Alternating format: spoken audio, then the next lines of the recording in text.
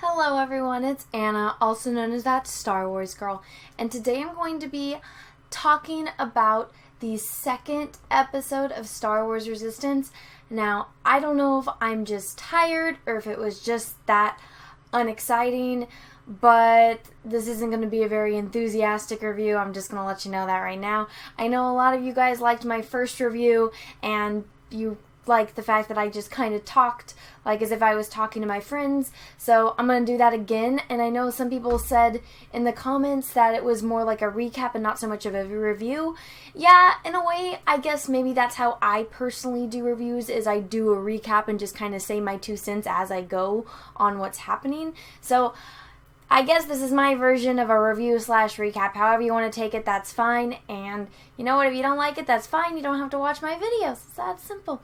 Alright guys, so we start off with the Resistance second episode. Just starting off with the main character kind of stumbling around. He is, undercover on this barge because he's supposed to be finding a First Order spy. So that's his mission. His undercover thing is that he's a mechanic. But this kid, apparently, even though he's a pilot, he knows nothing about the ships that he flies, which I would actually say is a big problem, but considering the fact that I drive a car and I know almost nothing about my car, aside from I know how to change a tire, I know how to jump start it, and I know how to drive it and turn it on. That's the extent of my knowledge. So I can kind of understand why he doesn't know too much about his ship. Still, when you're flying in outer space, that's a lot different than, flying a vehicle on a road on a planet, with oxygen. But whatever. He knows how to fly planes, he just doesn't know how to fix them or work on them in any capacity at all. So whatever, that's his cover. He's going about his day. He's, they're working on this ship for this client, and he kind of gets this feeling that the client's kind of shady. Alright, that's his mission. He's got to kind of feel around for whoever the spy is. And so he has to go get some parts for this guy's ship that needs repairs, and he's, this guy's kind of shady. And he's thinking about it, he's talking to little BB-8 as he's going, and then he kind of runs into the thugs that, I talked about in the first video. They kind of tried to, rip him off when he was in the bar. They tricked him by doing some kind of, funky dart thing, so that it was like a trick dart, so when he threw it, it wouldn't fly to the dart. So this tiny little alien and his 2 big thugs, come after him because he owes them money because they were betting on the darts. And so he spends basically half the episode running away from this little alien, who he ends up saving. But anyway, he's running away from this little alien, and this entire time the alien's like, you owe me money, you owe me money. And like I said in my first video, BB-8 saw him give the main character the trick dart, doesn't say anything. And, he can communicate any other way. He can help out any other way. But for some reason, BB-8 chooses not to tell the main character that, this guy that's, begging you for money, he kind of tricks you. He's trying to rip you off and, cheat you out of your money, which you don't have, coincidentally. Because, you cut your dad out of your life, so you cut your funding. So, BB-8 just letting this kid get chased the whole episode. And, again, doesn't say anything, but he's helpful when he needs to be. He just apparently doesn't care for the person that he's supposed to be watching his life. But, whatever, BB-8. You can do your own thing. I guess that's fine. That's what you do anyway. So, then this kid, he's running away from the thug guys, but he has this trophy, and this trophy is from his first race that he ever won, that his dad didn't want him to enter, but he won this trophy. And this trophy is made of the super rare, expensive metal that's not gold, but it looks like gold and is shiny, but it's extremely valuable. So everyone that finds out he has the trophy, they all want him, and they're telling him how if he traded in this trophy, he'd be really rich, but he doesn't want to do it because it's got sentimental value to him. So even though he has absolutely no money, he can barely afford food, he's gonna, hold on to this trophy, which I get it in a way, but still, come on. And yeah, he's on a mission, so it kind of makes sense why he wouldn't trade it. But at the same time, I wouldn't take my trophy with me when I know I'm getting chased by thugs. I would make sure it's hidden in a place that only I could find. Maybe even freaking stick it inside BB-8. Who knows how many compartments that little thing has inside of it. But anyway, he's still running from the thug. He goes outside. Oh my gosh, there's a storm. And that guy that I talked about in the beginning that he felt kind of shady about? So during this, and I kind of jumped around, but he runs into that guy, and when they're trying to, get his ship out so he can leave, he bumps into him and he knocks his little communicator down this little, slit in the ship. And so he knows it's there, and the guy's all mad, and he takes off. And so then he's still running from the thugs. That happened back then. He's running from the thugs, and there's a storm, and they're like, oh yeah, the storm, and then all of a sudden pirates are coming. So the pirates are coming to attack during the storm, and he's like, that's why the guy wanted to leave so early. He wanted to beat the storm. Wait, no, maybe he's in league with the pirates, and that's why he wanted to get out before the pirates attacked us, and he came and did scans of the barge, or he found out whatever information, and he left, so that way the pirates could come and attack with all the information he gave them. And so little minion dude is still trying to get him outside when there's a storm, and all the pilots go out to defend against the pirates, and so they're doing some kind of uneventful battle in the sky, and literally nothing happens. And honestly, this just seems like it's a show to sell toys, and it's really frustrating because the Clone Wars meant something, and Rebels meant something, and I know the toys didn't sell very well for Rebels, and I don't know about what happened with the Clone Wars, but it had meaning behind it, and right now, I just don't feel like this show has any meaning.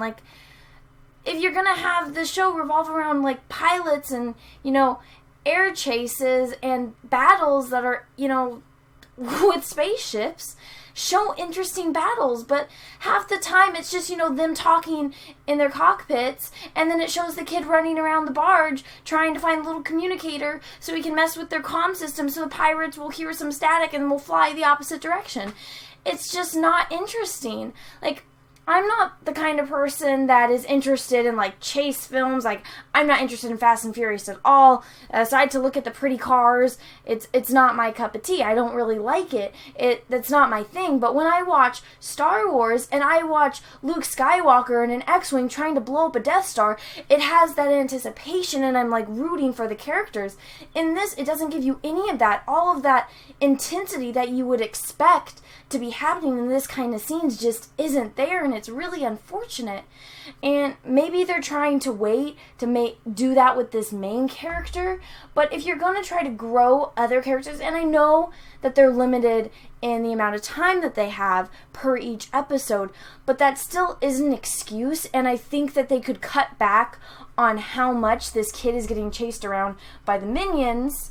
And, maybe BB-8 has a reason why he's not telling. I don't know. This is only the second episode. But if you're gonna try to make a TV show revolving around pilots, and, this kid wants to be a professional pilot and a racer, and you're just not giving it that time. Even the first episode when he was racing, there was no, intensity. It was all about the reactions of the characters.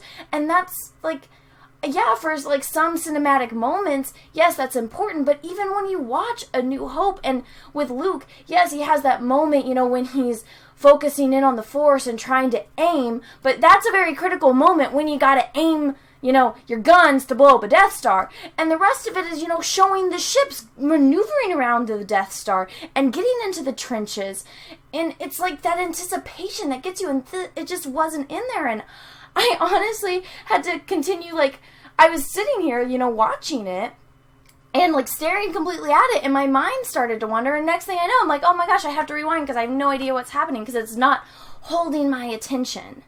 And so, yeah, the kid, he, gets it so that way the little communicator makes it so that way the pirates go away, and so the pirates go away, and then everyone's just like, oh, why weren't you at the, safety area of the ship? And he's just like, oh, he doesn't tell anyone anything, because, they're not supposed to know he's a spy.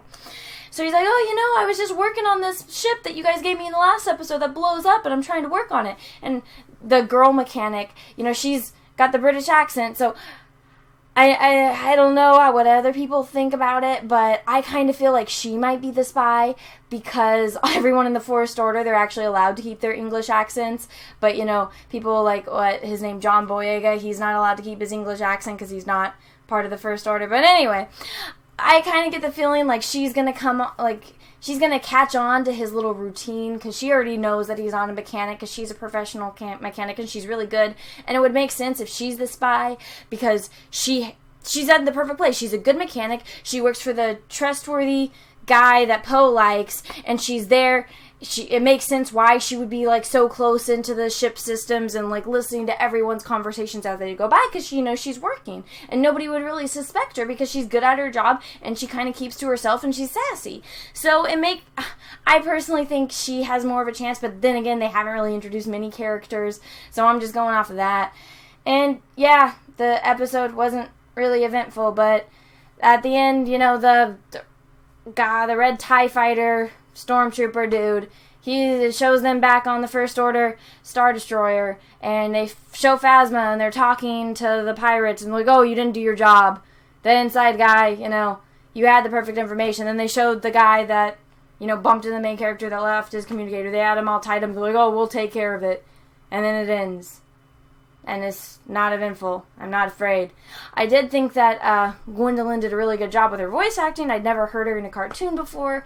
I think that her character is the best animated one. Like, just the way they did her suit was beautiful. I'm not a really big fan of this animation. I can respect the fact that they're trying a new style, but I don't think it's done very well. I think it could be done better.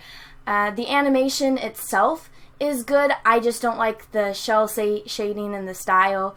I don't really like it when 2D or when 3D cartoons are meant to look 2D. I think that's just kind of a cop-out. But, you know, when you're on a budget and you're making TV shows, they don't really have the big production budgets that movies have. So I think they're doing the best that they can. But even that, the Clone Wars still looked better. Rebels still looked better. I personally like the look of the Clone Wars the best. But I'm not the art director on this, so they're not going to ask me for my opinions on it. But that is my 2 cents on the episode. And honestly, I heard that the next episode is supposed to be better. I personally thought that this second episode, as uneventful and not as entertaining as it was better than the first episode. There aren't as many plot holes in it. There still are plot holes, but it's not as much as the first episode.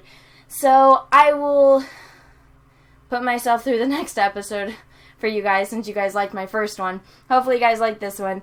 But anyway, I'm kind of tired, so I will see you all later. Have a great rest of your day, and everyone, may the Force be with you, because we are going to need it.